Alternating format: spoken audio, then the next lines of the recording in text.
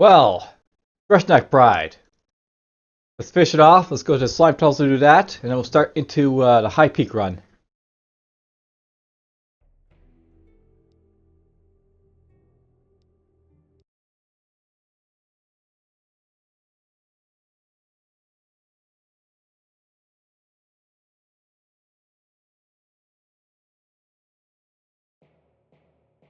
Alright, well, we're back here. To start this battle off, let's go put Lightbringer right down here.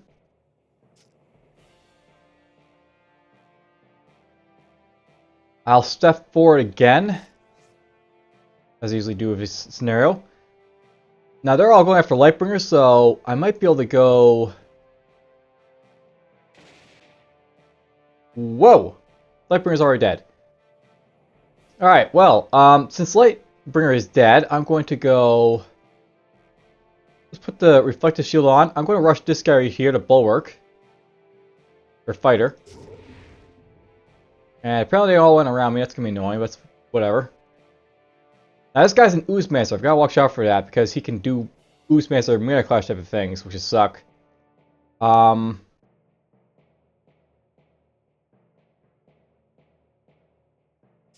try confusing him.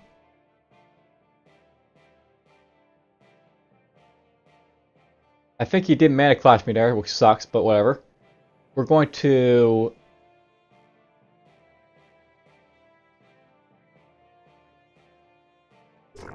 do this to him. If I take him out, then I take him out, right? So, let's take him out.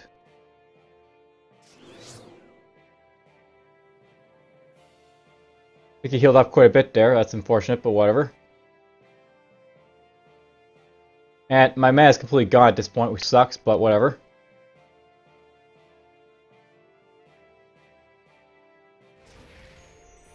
I'll do that right there. I think that's the leaf tide stupid thing that he basically does, but whatever. I'm going to healless him, I think. I'll try what wiping out his like stat stuff. We'll hit him with this. He's stunned. That's great. Crap! I missed that shot, so he's basically gonna still hit me for quite a bit. So ungrip him. He can't run away.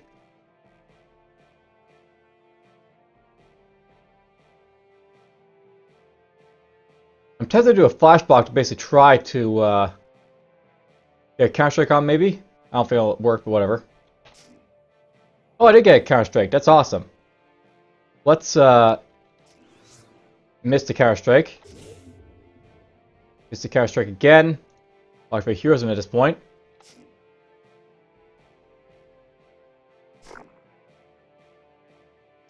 This is why I hate Ooze Masters. Like, they're just annoying. But it's also annoying because this guy's also really defensive, which isn't helping that much.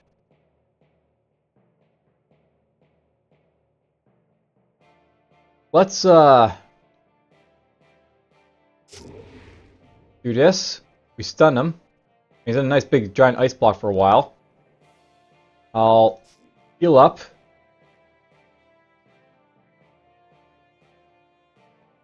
You can stay stuck in that ice block for a while, I think.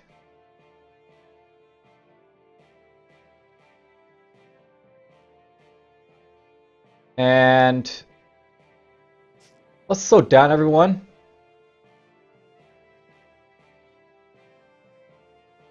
Yes, target myself. Boom! Killed off an ooze.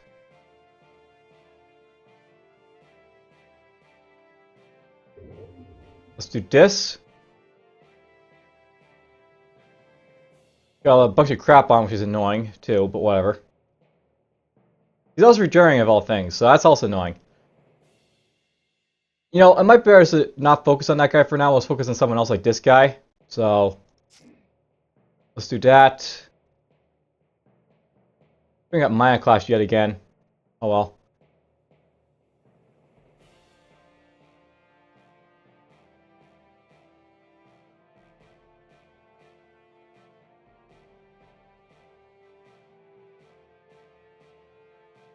Let's activate this. Hit this guy quite hard. We'll get rid of that one.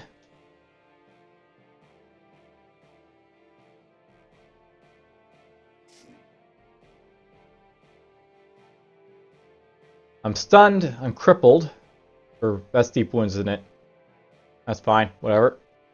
Let's use this to get rid of all... Well, this is actually still useful because it'll basically prevent me from taking as much damage as I have, but... Not the style I wanted to use right there.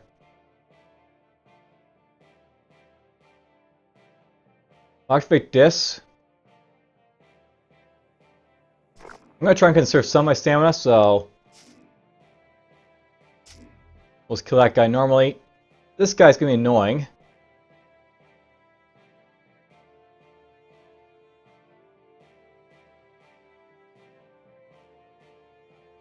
You're taking quite a bit of your health back, but let's just go like this.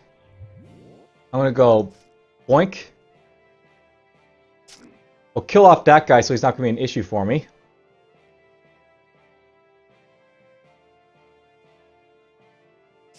We'll put that guy there to start damaging everyone around him. You're going for Lightbringer, that's annoying, but whatever. Grip. Him. Stun bash him.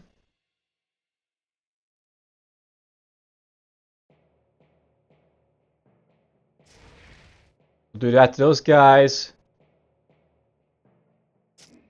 Kill them. Alright, now it's just this guy, the Oozemaster. So, this is both good and bad. It's good that he's the last guy, it's bad that I have to kill him. So, let's go with Counter-Strike maybe?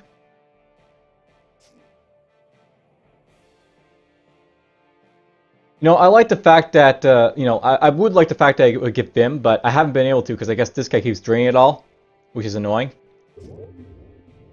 He has some sort of like anti-disrupting ability when he hits me, so...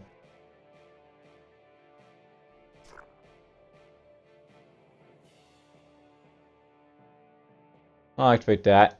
Let's go with Iron Grip on him.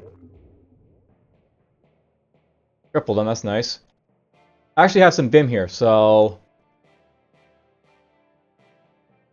Let's see here. Let's do Flash Block so that, you know, I get maybe another Counter-Strike maybe. There's Leaf Tide again. There's some more Vim. Let's use it to get that on him. Now, here's the basic problem with this guy. Basically, even though I have Counter-Strikes, I keep missing because he's got, like, defensive abilities. Like what he's doing right now, Leaf Cover basically makes it so it's hard to hit him. And then on top of that, he's also a fighter, so he's even harder to hit after that.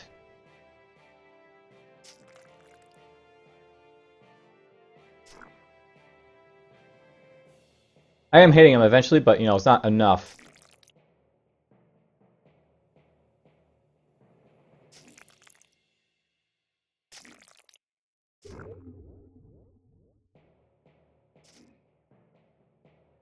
Slowly going down health, though, I think.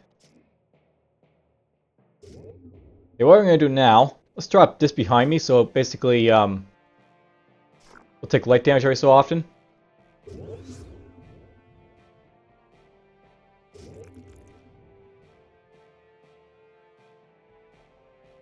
Let's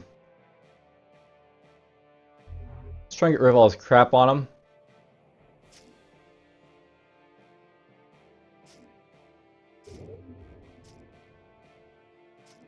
There we go, got him. It took a while to take him out because, like, you know, you're taking all my Vim out and everything else out.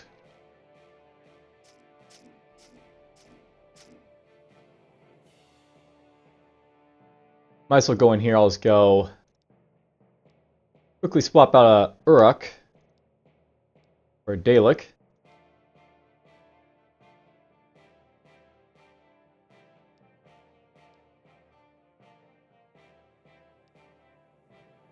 Alright, Garkul. Chapter 2, Rise of the Devourer. There are no such things as obstacles. No such things as the impossibilities. When a problem presents itself, use your head and your fists, and you remove the problem. If you cannot punch, you kick. If you cannot kick, you bite. And you do not unclench your jaws until the thing that was a problem is a problem no more. Sayings of Garkul the Devourer. The next spring, Garkul brought Garkul to the tribal council, when each of the leaders of the tribes met. Wargon the Elder headed the meeting, as they heard reports from the happenings in each tribe. Garkul listened patiently until one of the western tribes briefed about an attack on the base by the halflings, and he stirred as he heard about how their warriors had fallen to the Elder slingers and mages. But Garkul bade him be still. There were mutterings from some of the other tribal leaders, but Garkul was shocked that none called for avenging strike. Wargon stayed silent and contemplative, but when the mutterings died down, he raised his voice. These are terrible events, but little can be done. To attack back would draw attention to ourselves, to invite further destruction. We must remain silent, perhaps. Fangless dog, shouted Garkul, standing up suddenly, no longer able to control himself. You have no teeth. We should fight back. We should teach them a lesson for daring to assault our tribes. Wargon seemed seethed with rage at the insult, and gestured for several guards to chop down the young warrior. Garkul tensed as he saw them reach for their weapons, ready to fight back against the whole room if need be, but Garkul swiftly stood up to intervene. Elder, forgive the boy. He is young and keen for battle. It is my fault for bringing him here. I accept full responsibility. Wargon's eyes turned to the slits as he looked at the spellmaker. You would take this boy's stead? Garkul gravely nodded, and a faint smile crossed the elder's lips. Long had he suspected the mage of building up secret forces, and now he saw a chance to remove a potential rival. He motioned to the nearest guard, who advanced on the unresisting mage and slit his throat. Garkul remained motionless, staring hard at the elder. Wargon's slid eyes rested on him for a moment, but the stare made him uneasy. Turning to one of the guards, he said, I do not like the look of this one's eyes. Put out his right eye, and then let him go. Garkul did not flinch as the guard took the knife to his face, and his left eye remained fixed on Wargon as the right was cut open and blood poured down his face. He returned to his tribe and had the wound tended, but would accept no patch on it, and the name Garkul One Eye was laid on him. People asked, how do you intend to stand for leadership of a tribe when you have but half vision? But Garkul responded, I see more than all others, and I will lead this tribe and more besides. He awaited his vengeance till he deemed the time right, and at the next tribal council he arrived with 20 of his followers. When he was refused entry, he batted away the guards with a single swipe of his fist. He marched towards Wargon, whilst his warriors surrounded the tribal leaders. So, fangless wolf, he growled, will you fight me now? Wargon clenched his teeth, and not wanting to appear weak, he reached for his daggers and sprung up at the challenger. But Garkul grabbed both his arms, and in a swift moment tore them from the sockets. Then he seized the screaming elder by the head, digging his nails into his flesh, and pulling the face close to his own. He opened his jaw over Wargon's right eye and bit down sharply, shearing the ore from the socket before tossing him back his head and swallowing the eyeball. Then he turned to the other eye and did the same, black blood running down his chin as he chewed through the squelching flesh. He dropped the twitching body on the ground, bent over it and pummeled his fist down on the wounded head, cracking Wargon's skull apart and smashing out all his teeth. He turned then to the other leaders and cried, See, for each eye one takes from me, I take 2. Follow me, and I will kill 2 halflings for every one they take of us. There will be no sniveling and sneaking. We will rise up and bring a blaze of wrath across the lands. Confronted by Garkul's strength and surrounded by his warriors, the tribal leaders without hesitation all agreed to follow him. So ended the name Garkul One-Eye, for a new name was born, Garkul the Devourer. The teeth of Wargon he collected and made into a necklace, and he added more teeth to it as he dealt with dissent among the tribes until all followed him without question. I guess that's where Garkul's teeth comes from. One of many dissenters.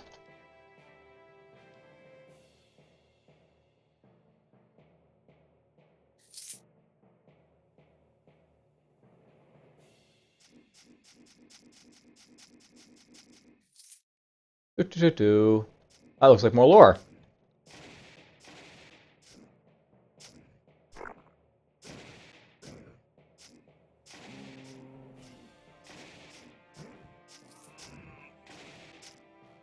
Now, it goes to show that I'm basically so strong at this point that with like rares about, I don't really care.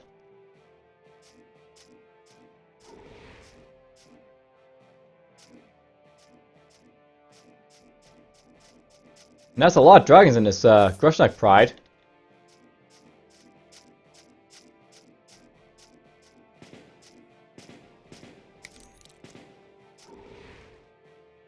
And there's Nightmare, but we can get rid of that with this. Rush you, go boink.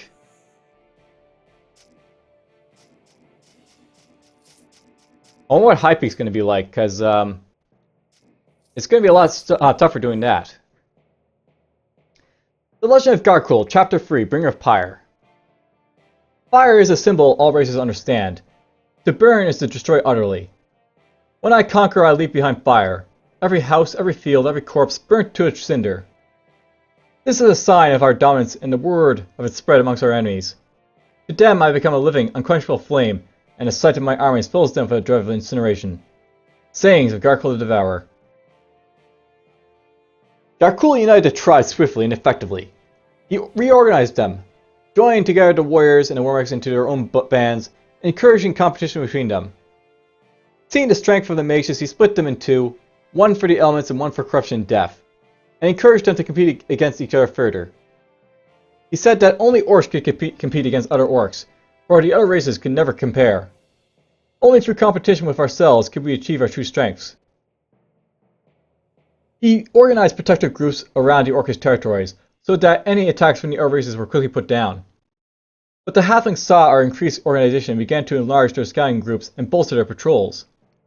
Garkul saw that this could not continue any longer, and that the time was ripe to bring his plans to full fruition. He began to plan an attack on Barton, the largest Ethereal city in the region. The attack was made in the dead of night. Under the shadow of darkness, his army marched towards the city walls, and they were not spotted until they were nearly upon it. When the guards let up the cry of warning, they tried to close the city gates, but the orcish mages let loose a barrage of spells that tore the defenses apart.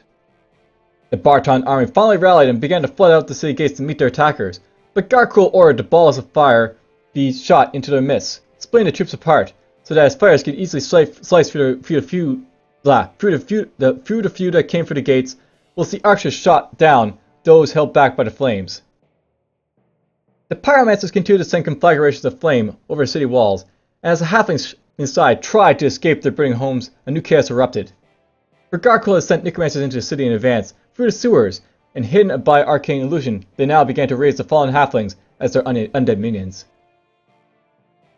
People screamed as they saw their deceased loved ones suddenly rise in gas and whites to attack them, and no leadership could be found among the defenders.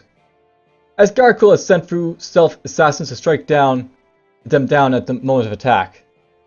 As all resistance called, the great leader then let loose his berserkers and wilders into the city, and they tore through the streets, butchering every last opponent. Within a few hours, not a single halfling remained alive, and not a single cobblestone in the city was left unstained by their crimson blood. And Garkul's victory was truly transcendent, for not a single orc had been hurt in all the battles. When his troops asked what should be done next, he stayed quiet for a moment. Looking at the hill to the south of the city, then he said, "Chop down wood from the forest nearby, and bring it to the top of that hill.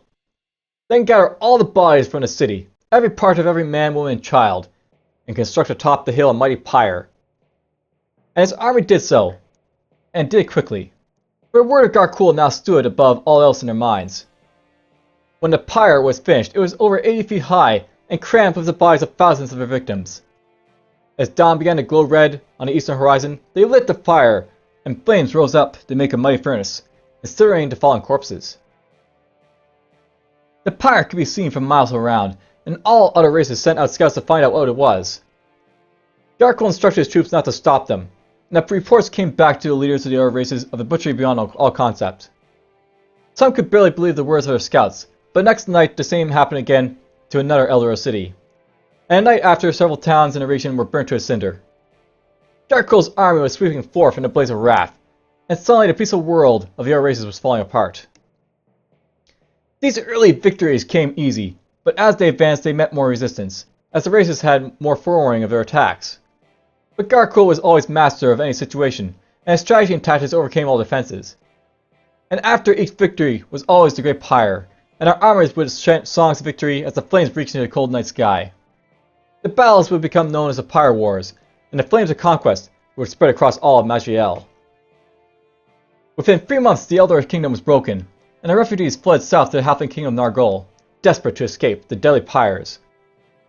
Garkul then consolidated his forces, building new bases in the conquered lands before advancing out against the other races.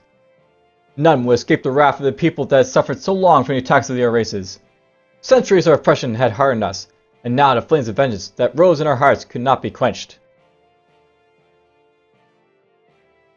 Alright, so that's that. And of course, there's more rares to fight.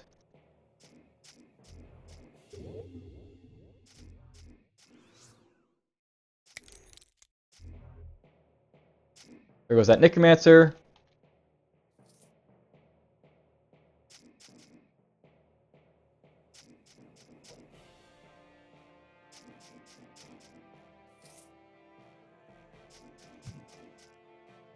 Alright, can I put the Lightbringer all the way down there? Yes, I can. Awesome.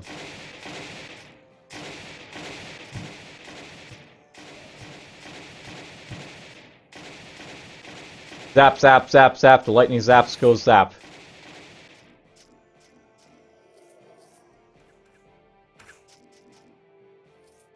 I'm so strong now.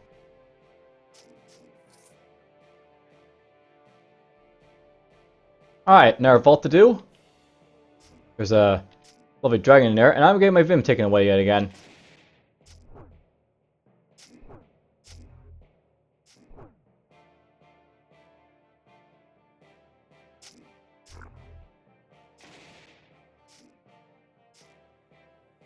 There we go.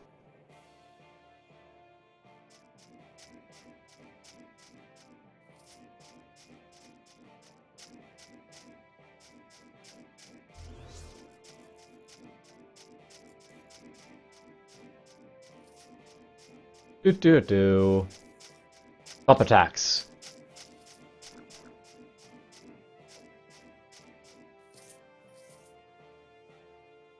You know, think about it, I want to go check that other vault that was in the air first level just to make sure I didn't miss anything. Because I may have, because of how these vaults are basically set up.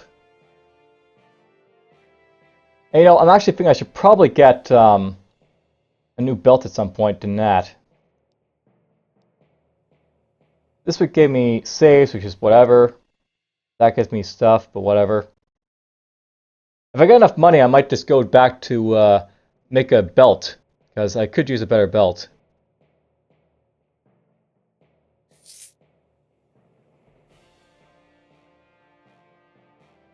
Yeah, let's just go here, I guess. Was this the vault? Basically, I wonder if, like, you know, if I dig through here.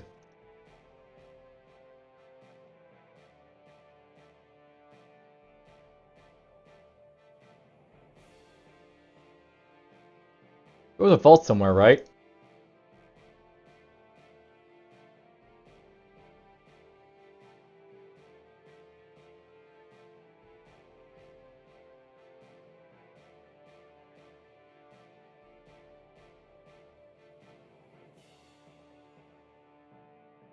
I can't remember where the vault was because you know how these levels are sort of set up, which is unfortunate.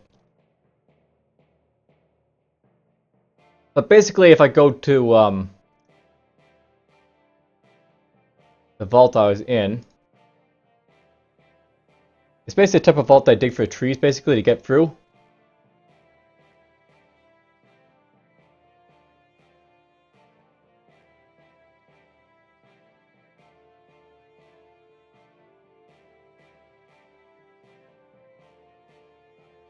This is not a good place for this type of vault. Like, this is like a special type of vault where, you know, basically you have to dig through to get to the stuff.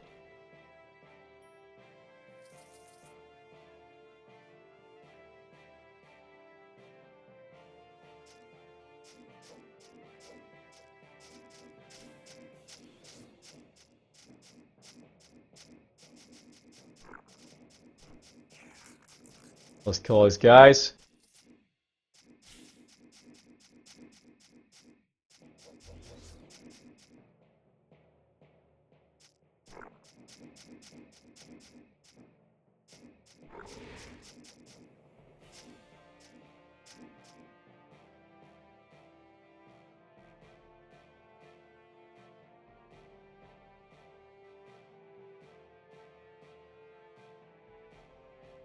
Down here I can get more. Hey, look at it, it's a summer type file. It appears, because, you know, it appears.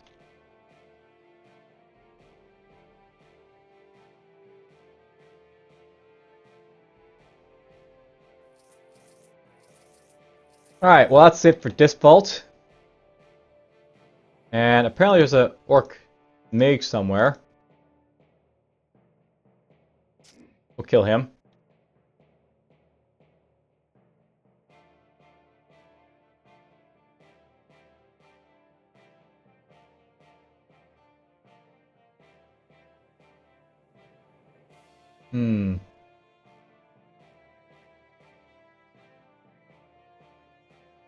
Alright, I think there's only one vault here, so that's fine. I think we got everything.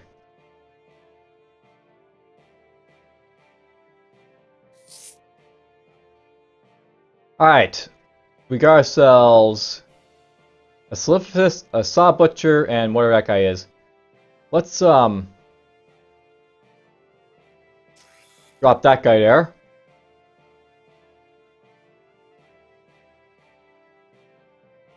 I'm going to go like this. And of course, to go through Lightbringer like nothing. Let's hit this guy. The Slifus first, I guess. He put me to sleep, apparently. That's annoying.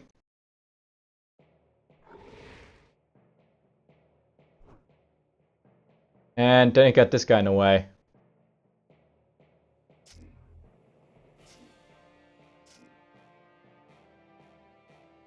Alright, I want this guy dead first, so... him with this. And that. And there goes the Slifus, he's out of the way.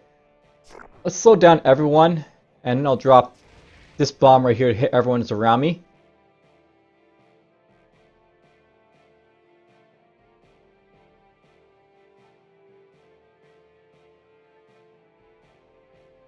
The guys around me currently aren't the type of, like, you know, superheroes, so whatever, we can just start, you know, killing off a little bit.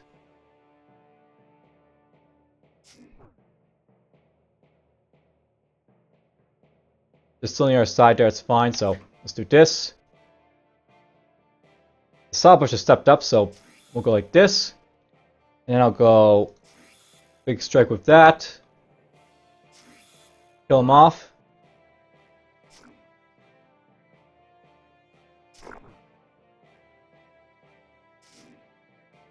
It's much easier than, like, you know, the Use-Master fight.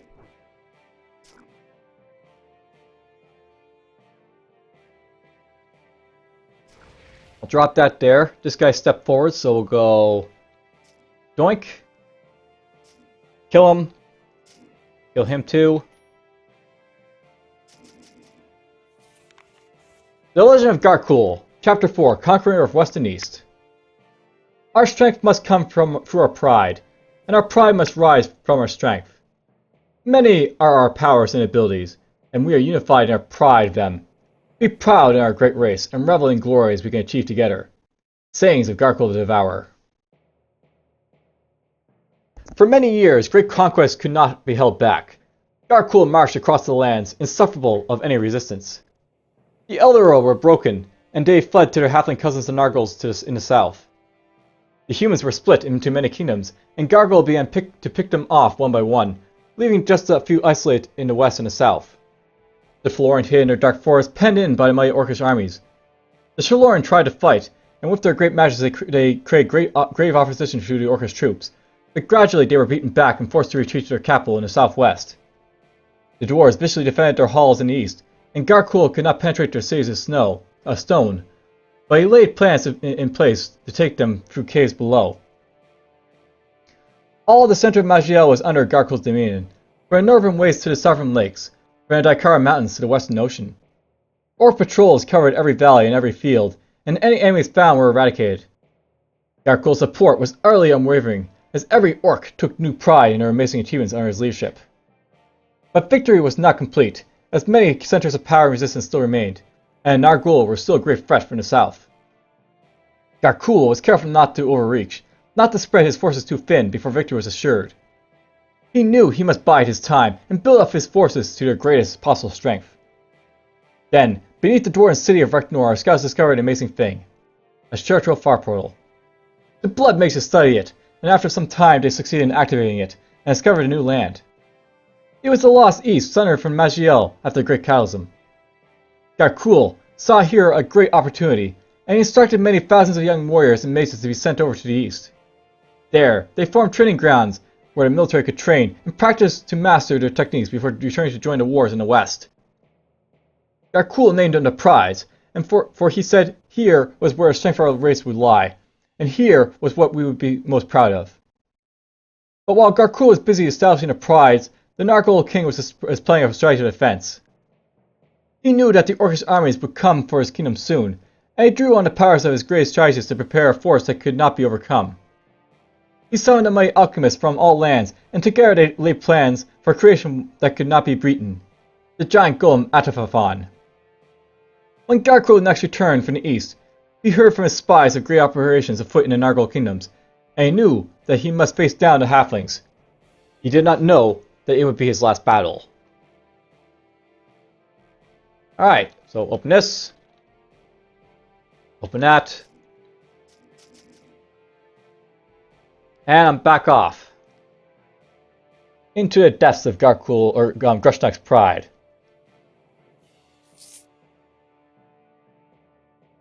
Alright, well, we'll go this way. There are so many guys around me. Kill that crowd monster before he's an issue.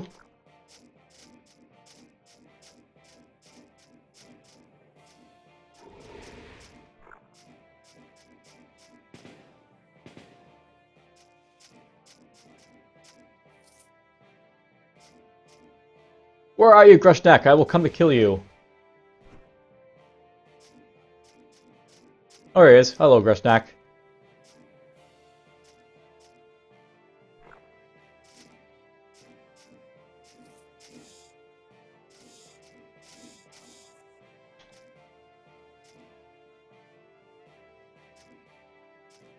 I'm gonna go here. Apparently I got myself Counter-Strike on me somehow. Oh, we got it out. Let's confuse him if possible. Now, Grushnak's actually a pretty tough boss. I think he's actually the toughest of the orcs in some regards, but it's mostly because he's basically got all his armor on. If you look at him, it says armor harness and armor is basically 100% and 82 if you looking right there. That's comparable to, say, my armor, which is basically... Okay, it's not comparable at all, but basically he's like really, really strong to beat down and beat through. And apparently he's got an arcane disrupting weapon, because why not? He has to have one of those.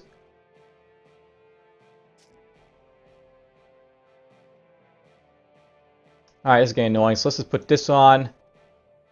I'm going to go with this, and we'll go with this.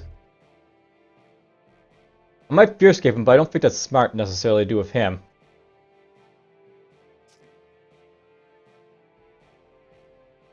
He's also using giant leap every so often, which is annoying.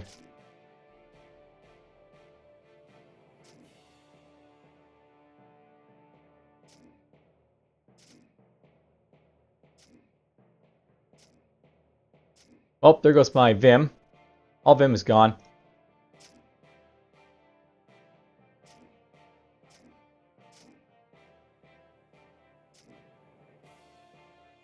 Yeah, let's use PLC to get rid of a lot of crap.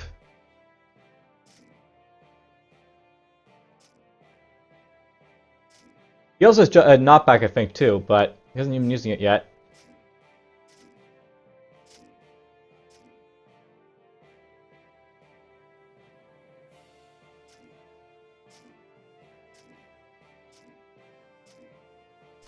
It's funny, but, you know, he basically keeps blocking, which is what's making him really, really tough here.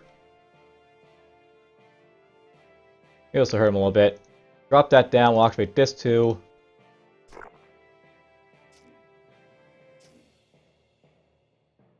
Now what I'm really scared of is that he's probably got Vitality in here too.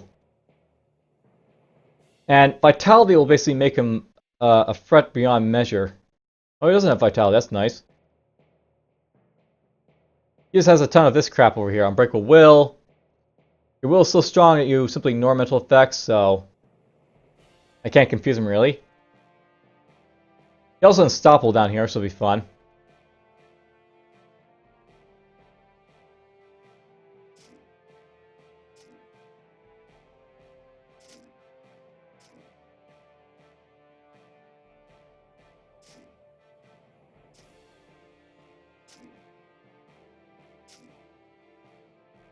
As I fight this, we'll heal up with this a little bit.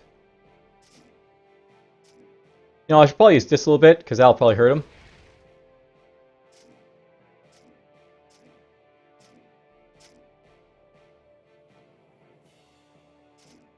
Yeah, I'm not even caring about it being, you know, counter-struck by this guy, I guess, because he's not really strong enough to hurt me.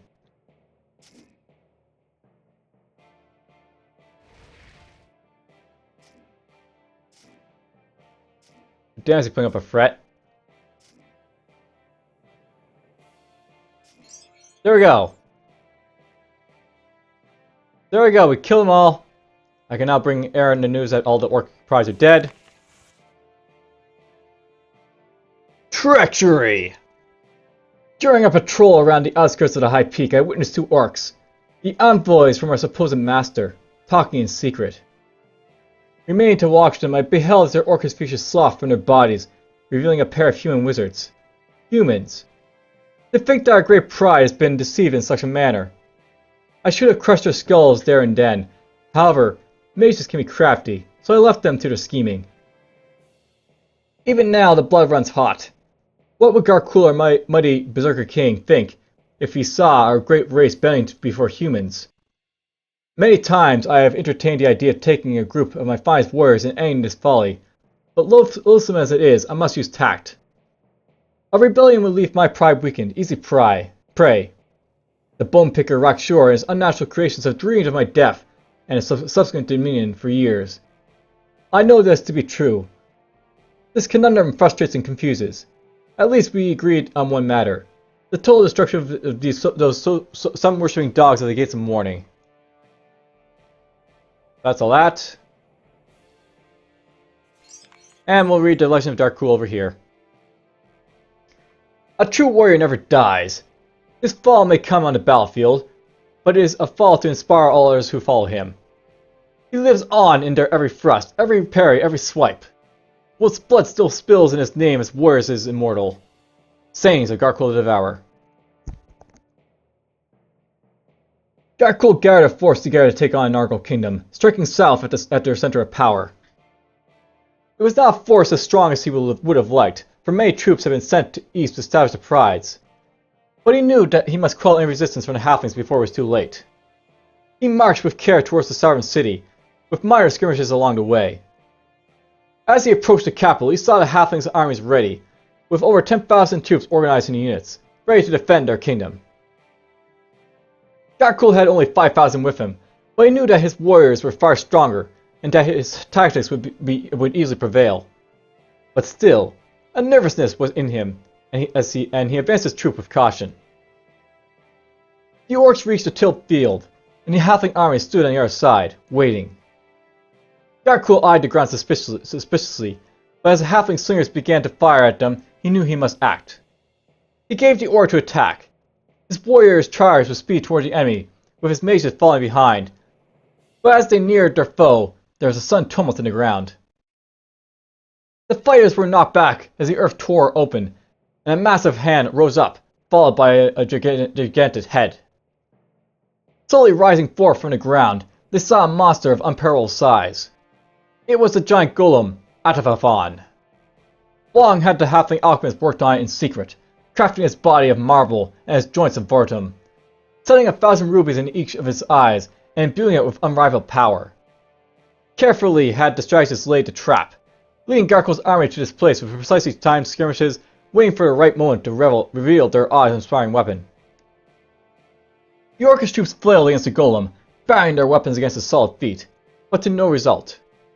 The mages fired spells of fire and ice at his chest, but they were reflected away without effect.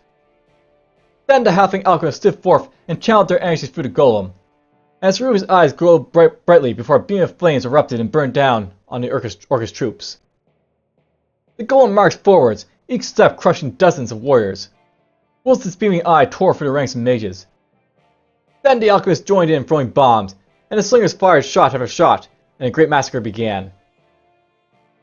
Garkul saw his troops in disarray, and knew that against the new weapon none of his armies would prevail. He ran to his wolf riders and grabbed the greatest beast, a vicious warg over 10 feet long, and mounting it, he charged into the fray. He rushed the wolf straight towards the giant golem, and made it leap toward the monster's towering chest. The golem swiped down a massive fist that smashed the warg apart, but Garkul jumped at the last moment and grabbed onto the golem's head, and drawing out his axe he swept it into one of his ruby eyes, shattering it. Then the golem reached with both hands and grabbed Garkul by the arms, and his axe fell to the ground below. Atamafon held tightly to the great orc's limbs in his marble grip, and proceeded to try and rip them off. But Garkul flexed his muscles with all his strength and resisted the might of the golem. And slowly he began to twist the golem's fists forwards, drawing him close to the monster's head. When he was close enough to the marble brow, he smashed his head forward against it, and a ringing sound of his steel helm hitting the solid stone tore through the air. The golem shuddered a moment, and Garkul headbutted again, and his steel helm was torn from his pate. Once more he thrust his head forward, and the impact made a deep gash across his temples, but the thick marble of the golem's head was also dented. Another headbutt was launched forth, and two more as the golem's skull began to crack apart, and its sides gave way beneath it. Garkul turned his bloody head to the sky, and roared before delivering a final fatal plunge of his head. His brow met the thick marble, and the golem's head shattered apart beneath the force. The golem collapsed, and Garkul with it. Thus fell a giant golem, Atamafon, and its like has not been seen again. At this, the halflings were dismayed, for though the orcish troops were decimated, their mighty weapon was also broken. Then they advanced towards the ruins and saw movements within, and before them rose Garkul the Devourer. His head was gashed and bloodied, and his arms were badly bruised, but he had recovered his axe and now faced him with a grin. He saw he was alone now, for what had remained of his army had been finished off, whilst he had bowed the golem. Until they had fought well, there still remained 10,000 troops before him. But he grinned, for he was a warrior true, and never more happy than when on the battlefield, facing foes insurmountable. He charged. The bodies soon piled up in his wake as he tore through the halfling troops. He shrugged off blows against them and swung his axe before him. He cleaved through skulls and sliced through armor and flesh and bones. When they tried to grab his weapon from him, he punched them away, or bit through their throats. He laughed as he danced through his enemies, around his enemies, blood spurting up from their wounds and raining down over his face. Hundreds fell beneath his blade before the axe cracked and broke, but he gripped the shaft and stabbed and clubbed and swiped. Then the alchemists threw their bombs at him, scorching his flesh, and the archers and slingers fired him, their arrows piercing his skin and their shots bruising his body. But Garkul roared a mighty war shout, and the arrows and shots in the air were shattered, and the ground before him tore apart. He grabbed 2 war axes from the bodies nearby and rushed towards the attackers, raining down blows on them with each hand. The halflings surrounded him and attacked him from all sides, but he carried on fighting furiously. But the fight could not carry on forever. A stab from his sword crippled his leg, and a blast from a bomb blinded his eye. And though he continued to battle, waiting for the corpses around him, blood now seeped through the cuts all over his body. The blades of the axes he wielded became cracked and dented, and he was left wielding the shafts of his clubs. He swung them through the troops before him until his movement slowed to a stop, and the alchemist rained down bomb after bomb until his charred corpse moved no more. So died Garkul the Devourer, though his body stayed upright even in death, clutching his weapons above his head, and standing atop a field of over 10,000 bodies, for when the halflings counted their numbers after, only a few hundred remained. Our forces never fully recovered from the loss of our great leader. The wars continued, but without his strategies, failure became more frequent. Eventually our races began to fight back, and we were driven from our homeland. But the spirit of Garkul remains with us all, and his lessons stayed in our hearts and minds. One day we will return to the place of his birth, and the glory he began shall be completed. Maj'Eyal will be ours. And so is the story of, Garkul the Devourer. Let's open this up. Get that.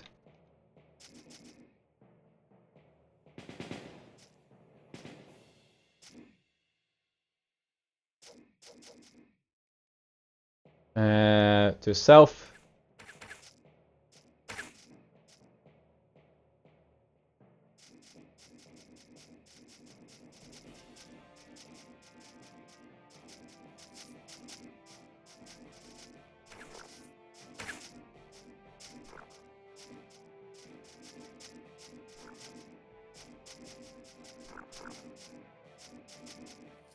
There we go. That's all dead.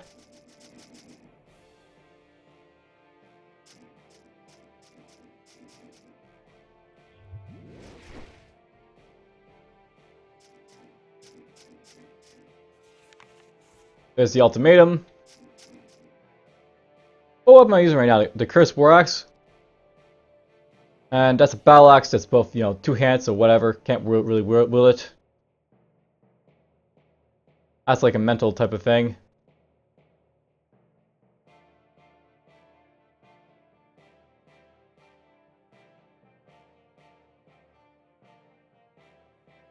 Whatever.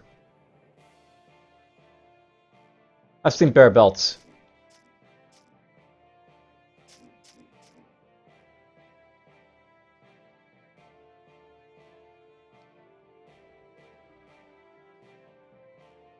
Now goes in our stuff then.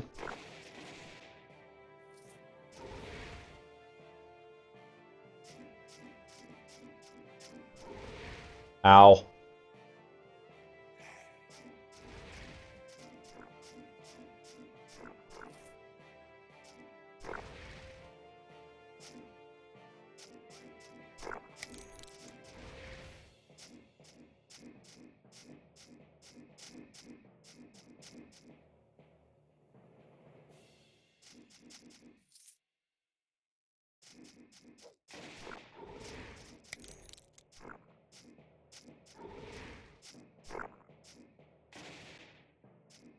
Do.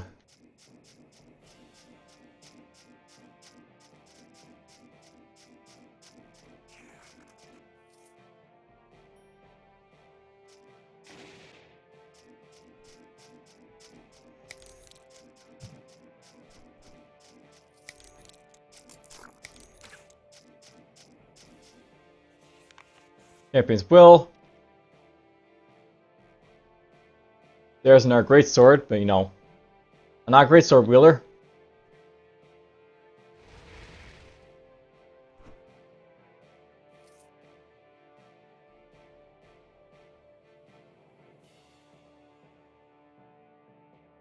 Now, before I go to the slime tunnels, I think what we're going to do now. First, let's just start, melting some of these down.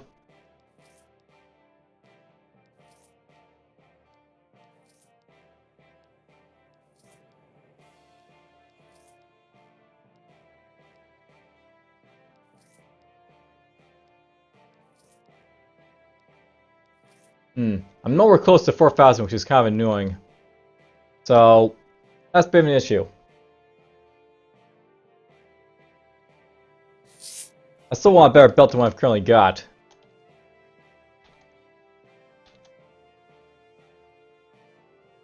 Oh, we're getting there. We're getting close to it.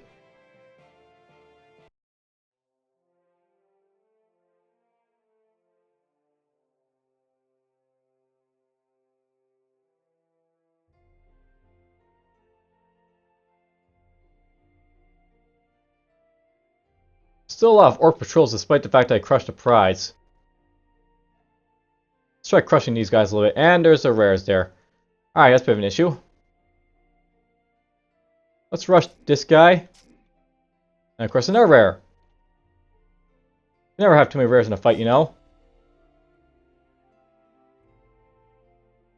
Let's grab this guy.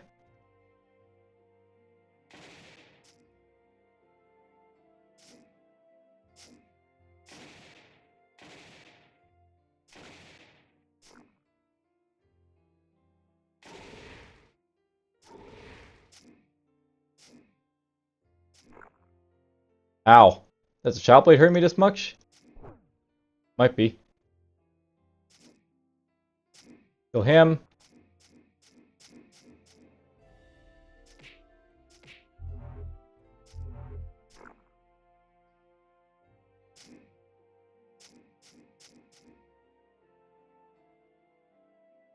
Those.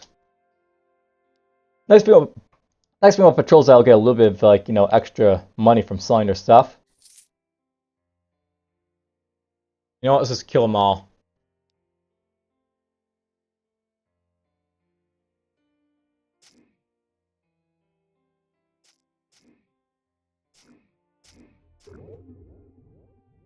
Not only these guys are, like, really, really tough, because basically, you know, they're patrols.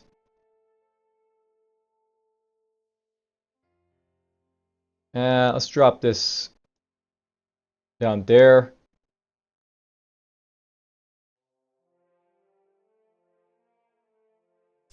I'll ungrip him.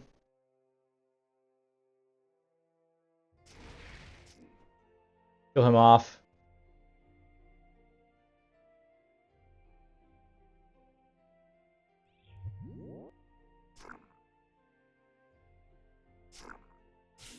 That blood mage. I got rushed on. That's annoying.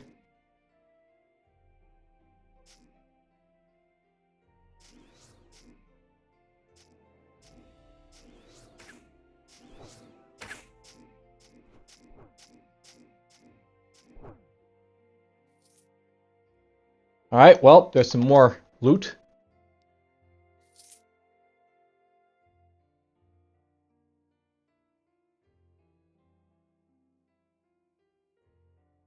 Crush them all. Get my money. An alchemist to start off with over here, apparently.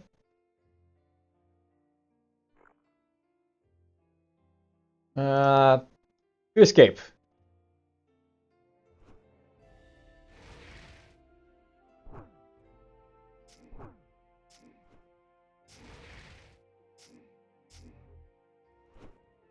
Get rid of that. I want to get out of this mucus crap because, like, you know, it's going to slow me down in it too long, so... Go up here. Kill the summoner.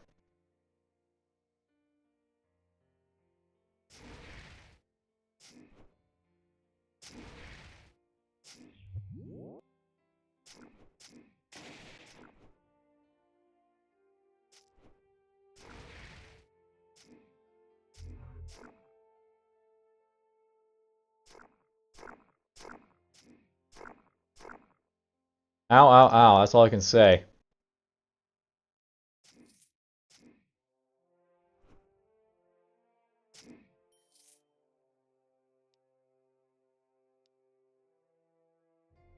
Nice pickaxe. What have I got for... I got the Lightbringers one. This would give me maximum life. That's some nice stuff, but whatever. I gotta keep in mind, do I want to put this on at any point? This will let me get, like, you know, a lot of physical bleed when I hit stuff, because, you know, helps a little bit more for damage.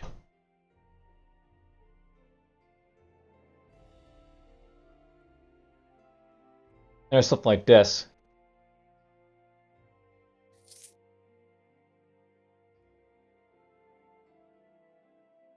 There are Orc Patrols hunt down and kill.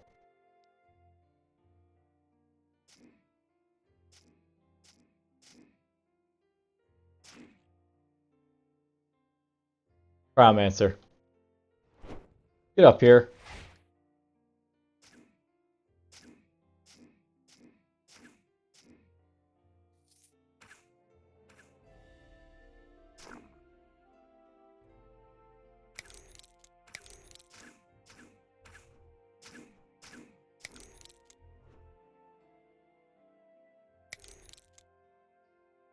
Let's get over here and we'll go blink.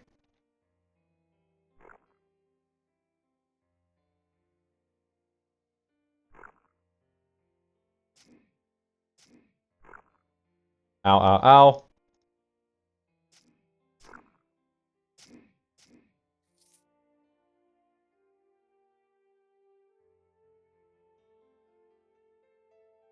Is wiping all the ambushes, I see.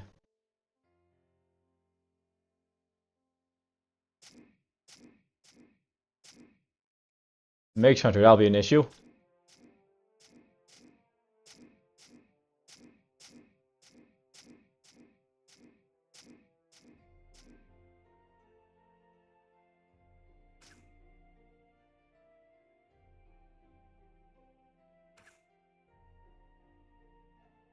I'm gonna grab him.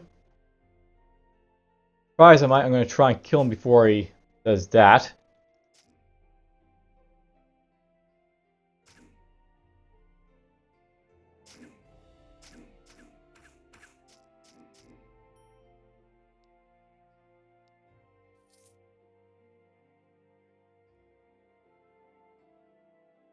Well, there's one more Orc Patrol to kill, and that'll probably be pretty much it for the patrols here.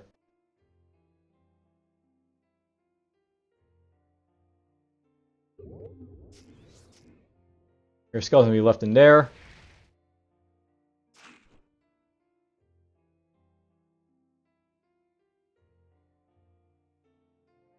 I'll drop this right here. Pull these guys in a little bit.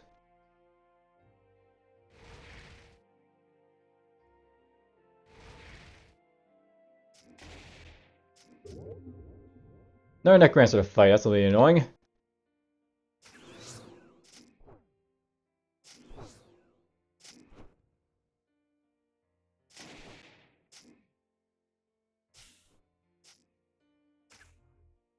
There's the Necromancer over there, gotta get to him.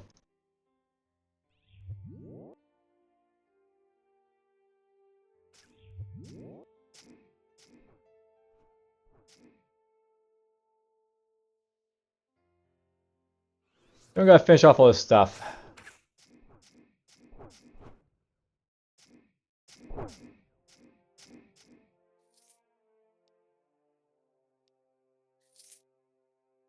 I'm getting as much money as I want from the patrols. This guy will probably have some good gear.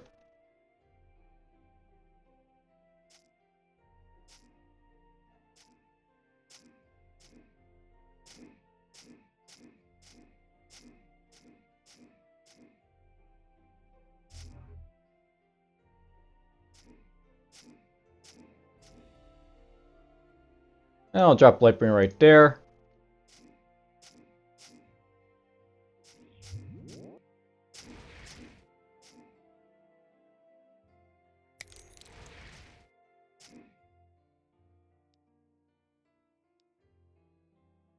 Nice little ring.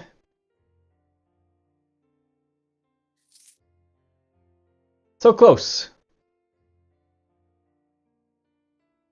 Alright, so what I really want to do here is just go talk to Aaron.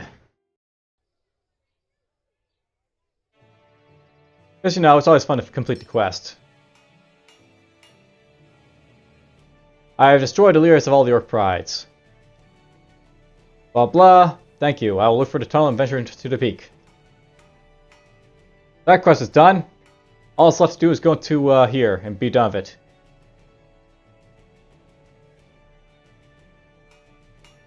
You know what I could probably do? Let's go hunt down one more patrol. We'll do it over here on the Maj'Eyal side because these guys usually drop more items.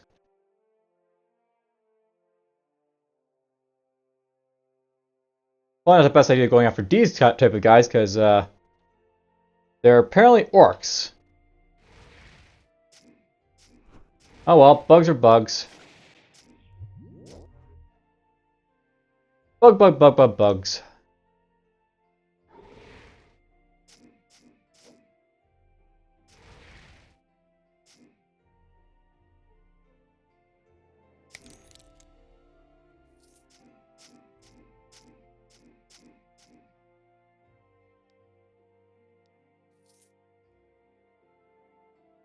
We'll go look around for more.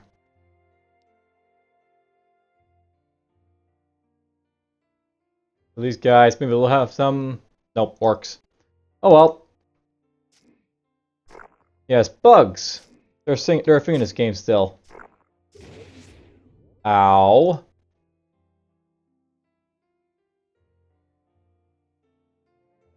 Grab you.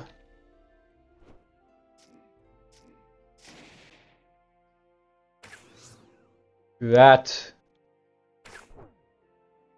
Ugh, he's still not dead, that guy. After this, let's go kill him with that.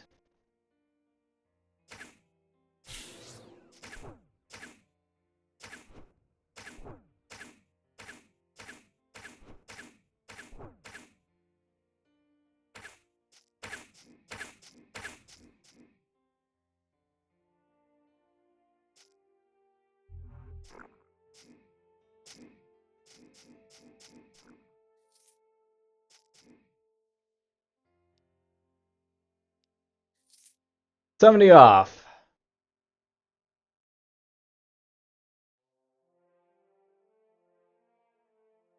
Why not? I'll go here. I should probably go see if there's anything in the Tinkerer Cave, I guess. It's possible there might be some new stuff in there, since, you know, the reset. Ooh! Artifact dropped.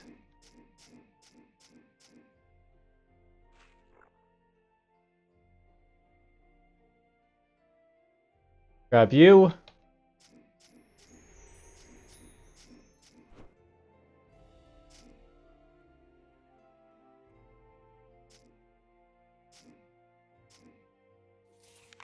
Plate to Blackened Mind. This would give me 40 armor, much less fatigue than I'm currently getting. Chance to cause random gloom and melee, gives me all those nice resistances. Gives me confusion immunity, fear immunity, less light radius, but it can also let me do dominate. It's not a bad thing to get. I'm not sure I have confusion immunity maxed out. I don't. Not that it's really important to get that much more, but whatever.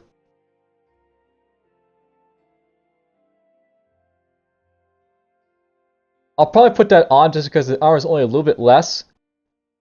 But I like it for the fatigue, really.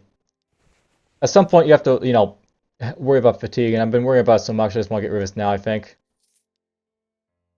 Just don't care anymore, I just want it gone. Or the, you know, fatigue problem's gone. That's all I've been seeing is poison damage over there. There's also shield penetration, but whatever.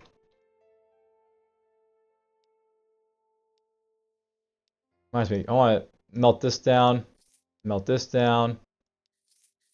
There we go, 4,000. Just what I wanted. But before I go, let's go in here. I'll have a look at this stuff.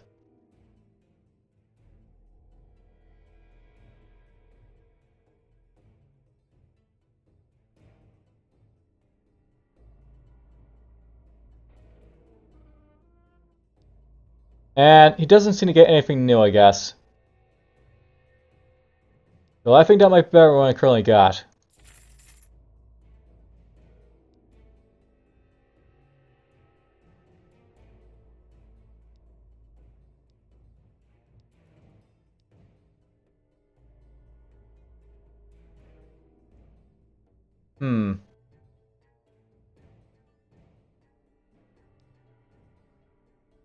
I'll get that other one just because it's like got such a high value.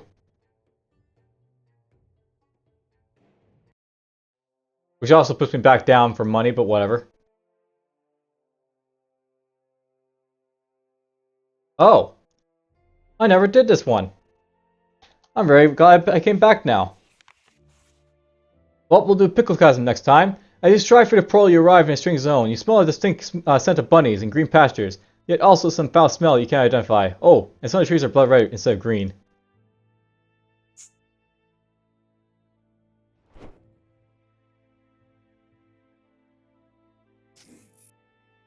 Next time we'll come in, we'll slay some cute bunnies, because that's what I'm all about, you know? The cute bunnies must die. You know, I'm tempted to put this over the shielding room I've got. I might do that. Maybe. I haven't really decided yet what to do with this stuff yet.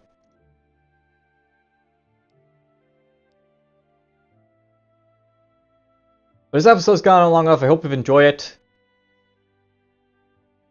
We're nearing the end, and that's what I'm happy about, so take care.